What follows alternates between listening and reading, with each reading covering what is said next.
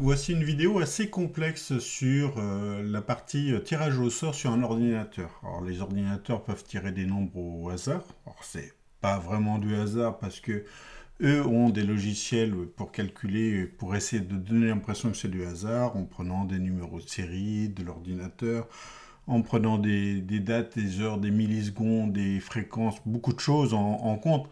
Mais vous vous doutez bien que quelque chose d'électronique n'a pas la capacité de choisir quelque chose au hasard. Et d'ailleurs, on peut se poser la question si nous aussi on choisit quelque chose au hasard. Mais bon, on va regarder ça sur deux aspects. Donc le premier aspect, c'est sur un tableur. Donc je vais proposer à l'ordinateur de faire plusieurs tirages.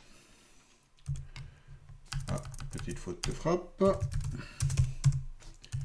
Alors la fonction, tout ce qui est sur ordinateur en français, ça va plutôt être de fonction de type aléa, qui est une abréviation de aléatoire, donc une façon de dire au hasard.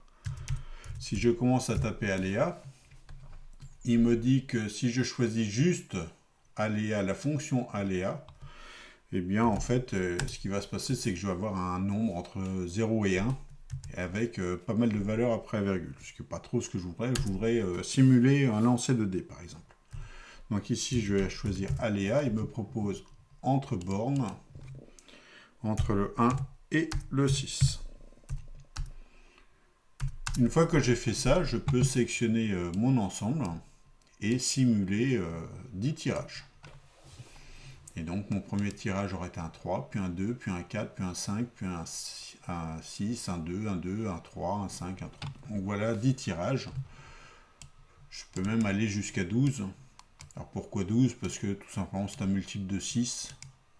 Donc normalement au bout de 2 tirages, je devrais avoir 2 1, 2 2, 2 3, 2 4, 2 5 et 2 6. Ça c'était si c'était dans un monde parfait. Je vais demander à l'ordinateur de me calculer tous les cas où j'ai obtenu des 1, des 2, des 3, des 4, des 5 ou des 6. Alors 1, 2, hop.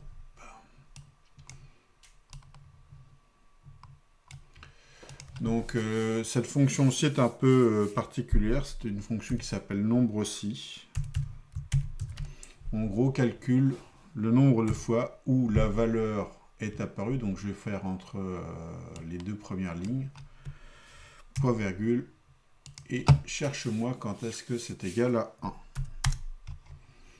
Et je vais pouvoir copier ça sur toute la longueur. Alors vous avez remarqué, à chaque fois que je change quelque chose, il me refait un tirage. Ça, c'est calcul automatique.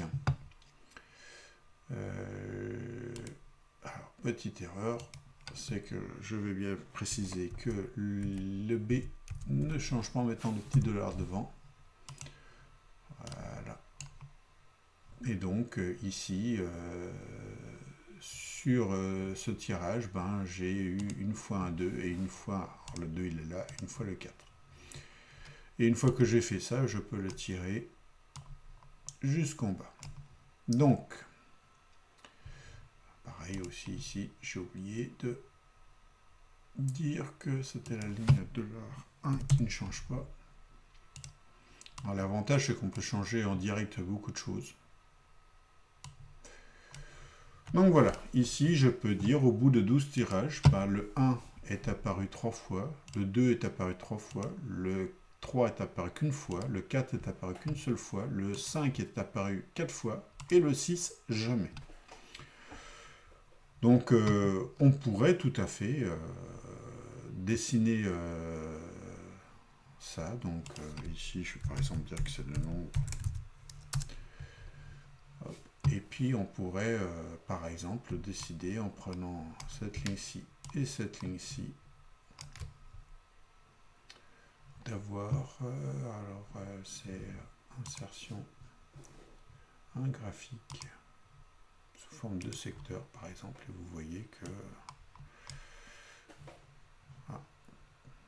j'aurais pu enlever le tirage, enlever ça, mais on voit que tout n'est pas identique, alors que dans le meilleur des mondes tout pourrait être identique. Alors je vais pousser mon raisonnement jusqu'à 100 tirages. je descends jusqu'à 100.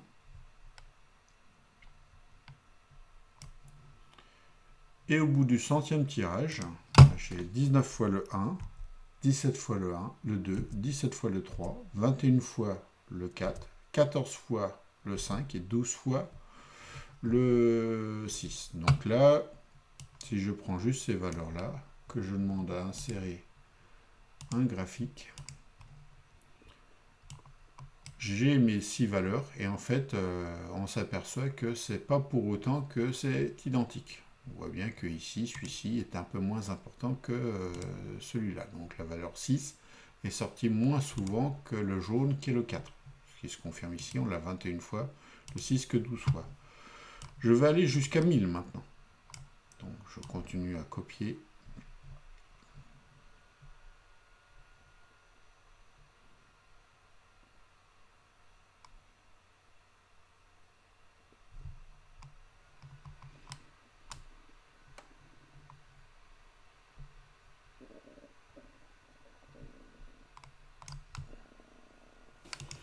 Et donc, arrivé à 1000, j'ai 155 fois le 1, 178 fois le 2, 167 fois le 3, 161 fois le 4, etc., etc.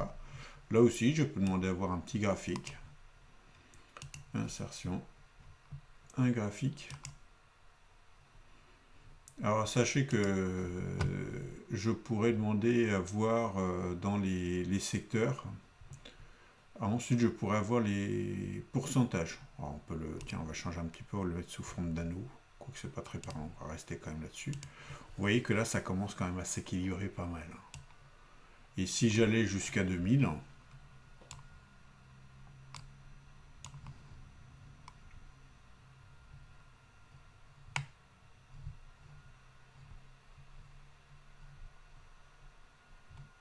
on s'approche, le voici.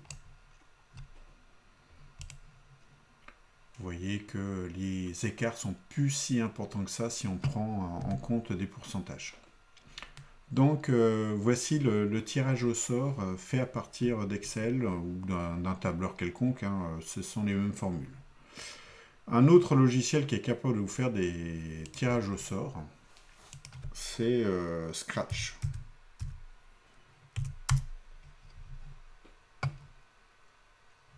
Donc la fonction dans Scratch, hein, si je crée un document, enfin un programme sur Scratch, qui n'est pas très pressé aujourd'hui, voilà.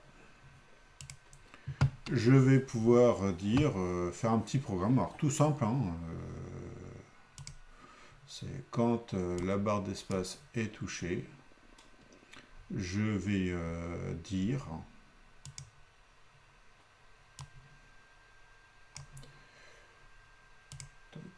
dans les opérateurs, je vais regrouper mon nombre secret était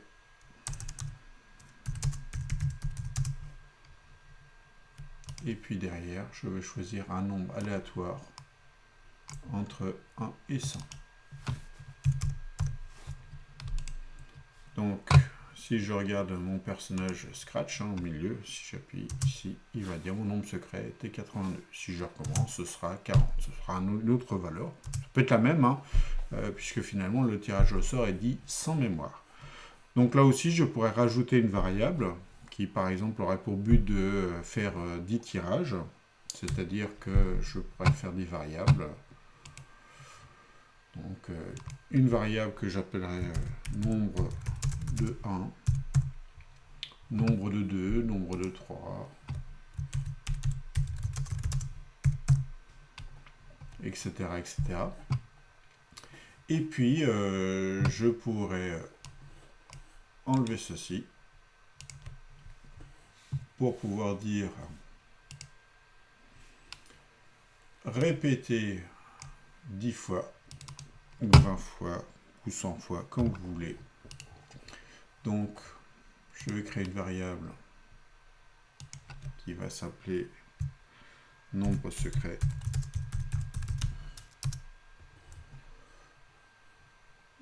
Donc, mettre nombre secret. Et là, je vais choisir un nombre au hasard entre 1 et 6. Et à chaque fois, je vais faire des petits tests de vérification. Donc, c'est un contrôle. Si vous voyez des formes particulières, on attend un test. Donc, si dans les variables, mon nombre secret est égal à 1, et bien je vais juste dire que ajouter 1 à nombre de 1.